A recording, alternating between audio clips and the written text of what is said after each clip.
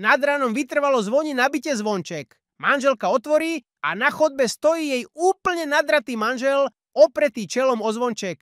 Usmeje sa na manželku. Manželka sa na neho tiež usmeje a vraví: ale Igorko, tí tvoji kamaráti sú ale huncúti, veď ja viem, že ty nepiješ. To ťa oni len nejako opili, aby som ja bola na teba nahnevaná, mne je to jasné. Ty ti to ale vyparatili, ale ja nie som taká hlúpa. Poď pekne dnu, uložím ťa do postielky. Manželka vtiahne muža dnu, zavrie dvere, dá mu dole kabát, sako a vidí, že na golieri má stopy od rúžu, len sa usmeje a vraví: teda Igorko, tí tvoji kamaráti, to sú ale čísla. Čo ty len nevymyslia? Natreli ti golier ružom, aby som ja akože aj žiarlila, že ty máš v robote nejakú ženskú. Ale veď ty vieš, že ja nie som taká. No poď, povyzliekam ťa. Dá mu dole gate a keď mu stiahne košelu, vidí, že má celý chrbát doškriabaný. To sa už na chvíľku zarazí, ale usmeje sa a povie: tak to už trošičku, naozaj tí tvoji kamaráti preháňajú, Igorko.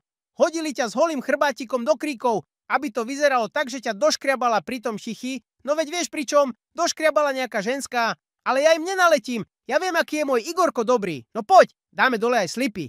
Žena si k nemu klakne, dá mu dole slipy a odrazu vidí, že má na vtáku stopy po rúži. To už naozaj stratí reč a len sa na to pozerá.